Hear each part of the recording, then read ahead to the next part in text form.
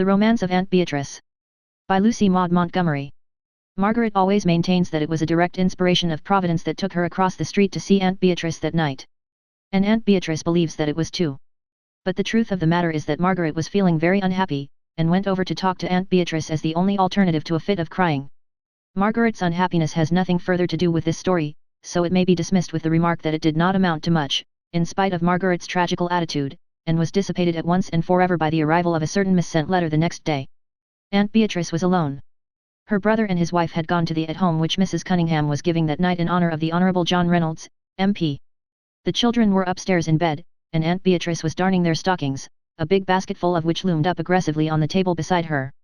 Or, to speak more correctly, she had been darning them. Just when Margaret was sliding across the icy street, Aunt Beatrice was bent forward in her chair, her hands over her face, while soft, shrinking little sobs shook her from head to foot. When Margaret's imperative knock came at the front door, Aunt Beatrice started guiltily and wished earnestly that she had waited until she went to bed before crying, if cry she must. She knew Margaret's knock, and she did not want her gay young niece, of all people in the world, to suspect the fact or the cause of her tears. I hope she won't notice my eyes, she thought, as she hastily plumped a big ugly dark green shade, with an almond-eyed oriental leering from it, over the lamp, before going out to let Margaret in. Margaret did not notice at first. She was too deeply absorbed in her own troubles to think that anyone else in the world could be miserable too. She curled up in the deep easy chair by the fire, and clasped her hands behind her curly head with a sigh of physical comfort and mental unhappiness, while Aunt Beatrice, warily sitting with her back to the light, took up her work again. "You didn't go to Mrs. Cunningham's at home, Auntie," said Margaret lazily, feeling that she must make some conversation to justify her appearance. "You were invited, weren't you?" Aunt Beatrice nodded. The hole she was darning in the knee of Willie Hayden's stocking must be done very carefully. Mrs. George Hayden was particular about such matters. Perhaps this was why Aunt Beatrice did not speak. "Why didn't you go?" asked Margaret absently, wondering why there had been no letter for her that morning, and this was the third day too. Could Gilbert be ill? Or was he flirting with some other girl and forgetting her? Margaret swallowed a big lump in her throat, and resolved that she would go home next week. No, she wouldn't, either, if he was as hateful and fickle as that. What was Aunt Beatrice saying? "Well, I'm not used to going to parties now, my dear. And the truth is I have no dress fit to wear." At least Bella said so, because the party was to be a very fashionable affair. "She said my old grey silk wouldn't do at all." Of course she knows. She had to have a new dress for it, and we couldn't both have that. George couldn't afford it these hard times. And, as Bella said, it would be very foolish of me to get an expensive dress that would be no use to me afterward. But it doesn't matter. And, of course, somebody had to stay with the children. Of course, assented Margaret dreamily. Mrs. Cunningham's at home was of no particular interest. The guests were all middle-aged people whom the MP had known in his boyhood, and Margaret, in her presumptuous youth, thought it would be a very prosy affair, although it had made quite a sensation in quiet little Murray Bridge, where people still called an at-home a party plain and simple. "I saw Mr. Reynolds in church Sunday afternoon," she went on. "He is very fine-looking, I think. Did you ever meet him?" "I used to know him very well long ago," answered Aunt Beatrice, bowing still lower over her work. "He used to live down in Wentworth, you know, and he visited his married sister here very often. He was only a boy at that time. Then, he went out to British Columbia and, we never heard much more about him. He's very rich and owns dozens of mines and railroads and things like that," said Margaret, "and he's a member of the Dominion Parliament, too. They say he's one of the foremost men in the House and came very near getting a portfolio in the new cabinet. I like men like that. They are so interesting. Wouldn't it be awfully nice and complimentary to have one of them in love with you? Is he married?" I don't know," said Aunt Beatrice faintly. "I have never heard that he was." "There, you've run the needle into your finger," said Margaret sympathetically. "It's of no consequence," said Aunt Beatrice hastily. She wiped away the drop of blood and went on with her work. Margaret watched her dreamily. What lovely hair Aunt Beatrice had! It was so thick and glossy, with warm bronze tones where the lamplight fell on it under that hideous weird old shade. But Aunt Beatrice wore it in such an unbecoming way. Margaret idly wondered if she would comb her hair straight back and prim when she was 35. She thought it very probable if that letter did not come tomorrow. From Aunt Beatrice's hair Margaret's eyes fell to Aunt Beatrice's face. She gave a little jump. Had Aunt Beatrice been crying? Margaret sat bolt upright. "Aunt Beatrice, did you want to go to that party?" she demanded explosively. "Now tell me the truth." "I did," said Aunt Beatrice weakly. Margaret's sudden attack fairly startled the truth out of her. "It is very silly of me, I know, but I did want to go. I didn't care about a new dress. I'd have been quite willing to wear my grey silk, and I could have fixed the sleeves. What difference would it have made? Nobody would ever have noticed me, but Bella thought it wouldn't do. She paused long enough to give a little sob which she could not repress. Margaret made use of the opportunity to exclaim violently, "It's a shame. I suppose you don't understand why I wanted to go to this particular party so much," went on Aunt Beatrice shyly. "I'll tell you why, if you won't laugh at me. I wanted to see John Reynolds, not to talk to him. Oh, I dare say he wouldn't remember me, but just to see him. Long ago, 15 years ago, we were engaged. And, I loved him so much then, Margaret." "You poor dear," said Margaret sympathetically. She reached over and patted her aunt's hand. She thought that this little bit of romance, long hidden and unsuspected, blossoming out under her eyes, was charming. In her interest she quite forgot her own pet grievance. "Yes, and then we quarreled. It was a dreadful quarrel and it was about such a trifle. We parted in anger and he went away. He never came back. It was all my fault. Well, it is all over long ago and everybody has forgotten.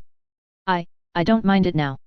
But I just wanted to see him once more and then come quietly away." "Aunt Beatrice, you are going to that party yet," said Margaret decisively. "Oh, it is impossible, my dear." "No, it isn't. Nothing is impossible when I make up my mind. You must go. I'll drag you there by main force if it comes to that." "Oh, I have such a jolly plan, Auntie. You know my black and yellow dinner dress." "No, you don't either, for I've never worn it here. The folks at home all said it was too severe for me, and so it is. Nothing suits me but the fluffy, chuffy things with a tilt to them. Well, yes, Gilbert always declared that dress made me look like a cross between an unwilling nun and a ballet girl, so I took a dislike to it. But it's as lovely as a dream. Oh, when you see it your eyes will stick out. You must wear it tonight. It's just your style, and I'm sure it will fit you, for our figures are so much alike. But it is too late. 'Tisn't. It's not more than half an hour since Uncle George and Aunt Bella went. I'll have you ready in a twinkling. But the fire, and the children. I'll stay here and look after both. I won't burn the house down, and if the twins wake up I'll give them, what is it you give them, soothing syrup? So go at once and get you ready, while I fly over for the dress. I'll fix your hair up when I get back." Margaret was gone before Aunt Beatrice could speak again. Her niece's excitement seized hold of her too. She flung the stockings into the basket and the basket into the closet. "I will go, and I won't do another bit of darning tonight. I hate it, I hate it, I hate it. Oh, how much good it does me to say it." When Margaret came flying up the stairs Aunt Beatrice was ready save for hair and dress. Margaret cast the gown on the bed, revealing all its beauty of jetted lace and soft yellow silk with a dexterous sweep of her arm. Aunt Beatrice gave a little cry of admiration. "Isn't it lovely?" demanded Margaret. "And I've brought you my opera cape and my fascinator and my black satin slippers with the cunningest gold buckles, and some sweet pale yellow roses that Uncle Ned gave me yesterday. Oh, Aunt Beatrice! What magnificent arms and shoulders you have! They're like marble. Mine are so scrawny I'm just ashamed to have people know they belong to me." Margaret's nimble fingers were keeping time with her tongue. Aunt Beatrice's hair went up as if by magic into soft puffs and waves and twists, and a golden rose was dropped among the bronze masses. Then the lovely dress was put on and pinned and looped and pulled until it fell into its simple, classical lines around the tall, curving figure. Margaret stepped back and clapped her hands admiringly. "Oh, Auntie, you're beautiful. Now I'll pop down for the cloak and fascinator." I left them hanging by the fire. When Margaret had gone Aunt Beatrice caught up the lamp and tiptoed shamefacedly across the hall to the icy cold spare room. In the long mirror she saw herself reflected from top to toe, or was it herself? Could it be, that gracious woman with the sweet eyes and flushed cheeks, with rounded arms gleaming through their black laces and the cluster of roses nestling against the warm white flesh of the shoulder? "I do look nice," she said aloud, with a little curtsy to the radiant reflection. "It is all the dress, I know. I feel like a queen in it, no, like a girl again, and that's better." Margaret went to Mrs. Cunningham's door with her. "How I wish I could go in and see the sensation you'll make, Aunt Beatrice," she whispered. "You dear, silly child. It's just the purple and fine linen," laughed Aunt Beatrice. But she did not altogether think so, and she rang the doorbell unquailingly. In the hall Mrs. Cunningham herself came beamingly to greet her. "My dear Beatrice. I'm so glad. Bella said you could not come because you had a headache. My headache got quite better after they left, and so I thought I would get ready and come, even if it were rather late," said Beatrice glibly, wondering if Sapphira had ever worn a black and yellow dress, and if so, might not her historic falsehood be traced to its influence. When they came downstairs together, Beatrice, statuesque and erect in her trailing draperies, and Mrs. Cunningham secretly wondering where on earth Beatrice Hayden had got such a magnificent dress and what she had done to herself to make her look as she did, a man came through the hall. At the foot of the stairs they met. He put out his hand. Beatrice. It must be Beatrice. How little you have changed. Mrs. Cunningham was not particularly noted in Murraybridge for her tact, but she had a sudden visitation of the saving grace at that moment, and left the two alone. Beatrice put her hand into the M.P.S. I am glad to see you, she said simply, looking up at him. She could not say that he had not changed, for there was little in this tall, broad-shouldered man of the world, with grey glints in his hair, to suggest the slim, boyish young lover whose image she had carried in her heart all the long years. But the voice, though deeper and mellower, was the same, and the thin, clever mouth that went up at one corner and down at the other in a humorous twist, and one little curl of reddish hair fell over his forehead away from its orderly fellows, just as it used to when she had loved to poke her fingers through it, and, more than all, the deep-set grey eyes looking down into her blue ones were unchanged. Beatrice felt her heart beating to her fingertips. I thought you were not coming, he said. I expected to meet you here and I was horribly disappointed. I thought the bitterness of that foolish old quarrel must be strong enough to sway you yet. Didn't Bella tell you I had a headache? Faltered Beatrice. Bella? Oh, your brother's wife. I wasn't talking to her. I've been sulking in corners ever since I concluded you were not coming. How beautiful you are, Beatrice. You'll let an old friend say that much, won't you? Beatrice laughed softly. She had forgotten for years that she was beautiful, but the sweet old knowledge had come back to her again. She could not help knowing that he spoke the simple truth, but she said mirthfully. You've learned to flatter since the old days, haven't you?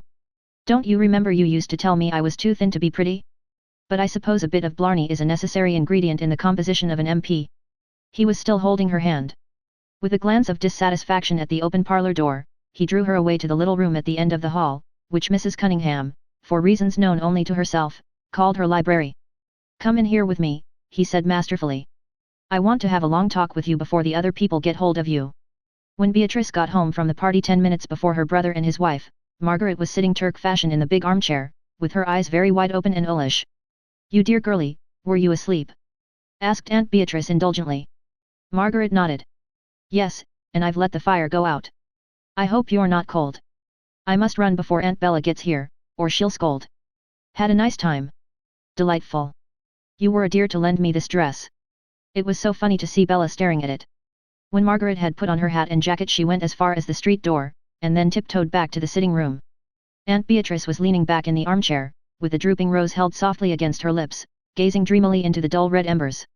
Auntie, said Margaret contritely, I can't go home without confessing, although I know it is a heinous offence to interrupt the kind of musing that goes with dying embers and faded roses in the small hours. But it would weigh on my conscience all night if I didn't. I was asleep, but I wakened up just before you came in and went to the window. I didn't mean to spy upon anyone, but that street was bright as day. And if you will let an MP kiss you on the doorstep in glaring moonlight, you must expect to be seen. I wouldn't have cared if there had been a dozen onlookers, said Aunt Beatrice frankly, and I don't believe he would either.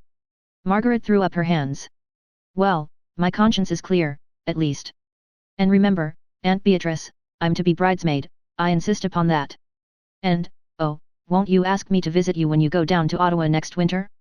I'm told it's such a jolly place when the house is in session. And you'll need somebody to help you entertain, you know. The wife of a cabinet minister has to do lots of that. But I forgot, he isn't a cabinet minister yet. But he will be, of course. Promise that you'll have me, Aunt Beatrice, promise quick. I hear Uncle George and Aunt Bella coming. Aunt Beatrice promised. Margaret flew to the door. You'd better keep that dress, she called back softly, as she opened it.